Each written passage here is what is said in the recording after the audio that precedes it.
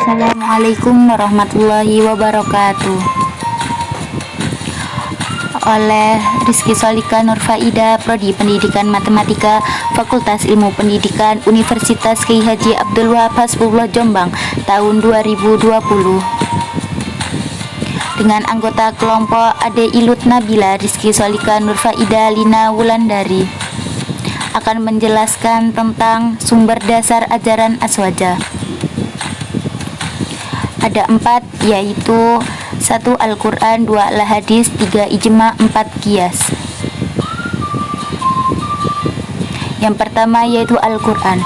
Al-Quran merupakan sumber atau dasar hukum yang utama dari semua ajaran dan syariat Islam.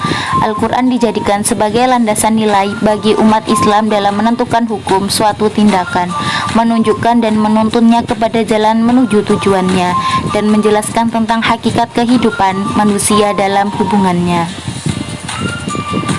Yang kedua yaitu Al-Hadis. Pengertian sunnah sangatlah luas, sebab sunnah mencakup dan meliputi semua ucapan Rasulullah yang mencakup sunnah, yaitu disebut sunnah qauliyah. Semua perbuatan Rasulullah disebut sunnah fi'liyah. Semua persetujuan Rasulullah disebut sunnah takririyah. Pada prinsipnya, fungsi sunnah terhadap Al-Quran sebagai penjelas detail apa yang termaktub dalam Al-Quran. Selain sebagai penjelas, sunnah juga berperan sebagai penafsir dan perinci hal-hal yang masih global. Sunnah juga dapat membentuk hukum sendiri tentang suatu hal yang tidak disebutkan di dalam Al-Quran. Yang ketiga yaitu ijma. Yang disebut ijma ialah kesepakatan para ulama atas suatu hukum setelah wafatnya Nabi Muhammad, karena pada masa hidupnya Nabi Muhammad seluruh persoalan hukum kembali kepada beliau. Pembagian ijma. Kemudian ijma ada 2 macam. Yang pertama yaitu ijma bayani, ialah apabila semua mujtahid mengeluarkan pendapatnya, baik berbentuk perkataan maupun tulisan yang menunjukkan kesepakatannya.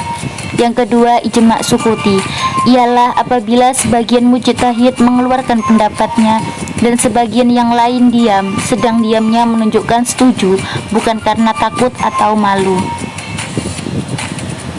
Yang keempat qiyas. Qiyas menurut bahasanya berarti mengukur secara etimologi, karena itu berasal dari kata kosa.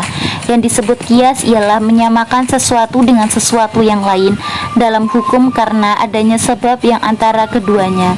Rukun qiyas ada 4 macam, yaitu al-aslu, al-far'u, al-hukmu, dan as-sabab. Kurang lebihnya mohon maaf. Sekian, terima kasih. Wassalamualaikum warahmatullahi wabarakatuh.